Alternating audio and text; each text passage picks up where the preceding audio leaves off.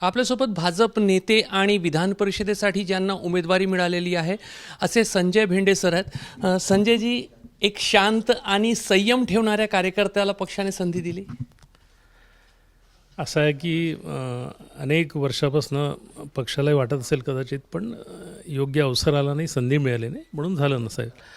पण सातत्याने काम करणं हा माझा स्वभाव आहे आणि खरं म्हणजे राष्ट्रीय स्वयंसेवक संघाचा स्वयंसेवक पदाधिकारी अनेक वर्ष राहिलो, त्यामुळे स्वाभाविकपणे आपलं काम करत राहणं, पार्टीने जे काम दिलं ते काम करत राहणं ही एक प्रकारची सवय होती. त्या सवयीचा भाग म्हणून मी हे केलेलं आहे, काही विशेष काही केलेलं नाही. तुम्ही पक्षाच्या संघटनेमध्ये नेहमी काम केलेलं आहे आणि निवडणुकीमध्ये मायक्रो प्लॅनर म्हणून तुम्हाला ओळखलं जातं. तर संघटना आणि निवडणूक लढवण्याचा दांडगा अनुभव आणि आता विधिमंडळामध्ये संधी. खरं म्हणजे आत्तापर्यंत अनेक निवडणुकांचं संचालन केलं, अनेक निवडणुकामध्ये निवडणूक प्रमुख म्हणून काम केलं. मग लोकसभा असेल, विधानसभा असतील, महानगरपालिका असेल, पण प्रत्यक्ष निवडणुकीच्या आखाड्यात मी कधीही नव्हतो. आज पहिल्यांदा उभा आहे आणि त्यातही सुरक्षित निवडणूक आहे. पार्टीला खरं म्हणजे मनापासून धन्यवाद दिले पाहिजे. मग मुख्यमंत्री माननीय देवेंद्रजी असतील, आदरणीय नितीनजी गडकरी असतील, चंद्रशेखर बावनकुळे असतील, आमचे अध्यक्ष माननीय रवींद्रजी चव्हाण असतील, या सगळ्या लोकांना मनापासून धन्यवाद. या सगळ्यांनी प्रयत्न केल्यामुळे हे सहज शक्य झालं आणि यांनी केलेल्या प्रयत्नांना किंवा यांनी घेतलेल्या निर्णयाला निश्चितपणे मी अशा प्रकारे या संधीचं सोनं करील आणि पार्टी आणखी मजबूत होईल याकरता प्रयत्न करेल. नागपूर संघाचं मुख्यालय म्हणून नागपूर लोकसभा मतदारसंघ पक्षासाठी नेहमी महत्त्वाचं ठरतं.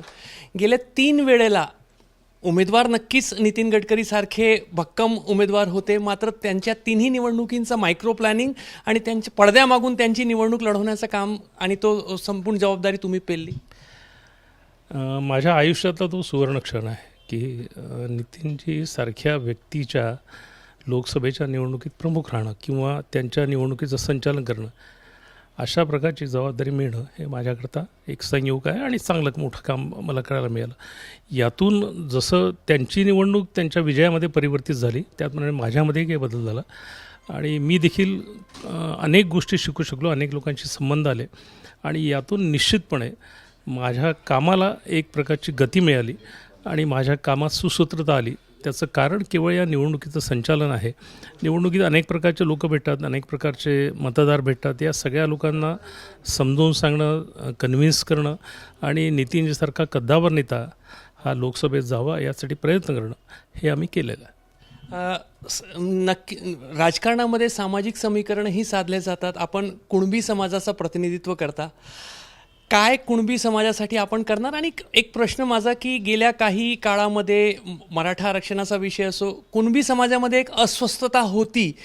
कुठंतरी भाजपने पण त्या गोष्टीला कुठंतरी एक हात घालण्याचा प्रयत्न केला आहे. भारतीय जनता पार्टी म्हणून आम्ही कधीही जातीचा विचार करत नाही. म्हणजे माझं वैयक्तिक म्हणाल तर मी जातीचा विचार कधीच केला नाही, पण स्वाभाविकपणे सर्व समाजाचं कल्याण व्हावं या अर्थाने भारतीय जनता पार्टी काम करते आणि म्हणून कुणबी समाज असेल, मराठी समाज असेल, याच्याकरता प्रयत्न म्हणजे आमचे आदरणीय मुख्यमंत्री देवेंद्र फडणवीस हे ओबीसीचे नेते म्हणून मानले जातात. जातीने ते ब्राह्मण आहेत आणि त्याच्यामुळे कुठेही असं जातनिहाय असं आम्ही काम करतो असं होत नाही, परंतु सर्व समाजाचं कल्याण व्हावं, सर्व समाजाला प्रतिनिधित्व मिळावं या अर्थाने प्रयत्न करू.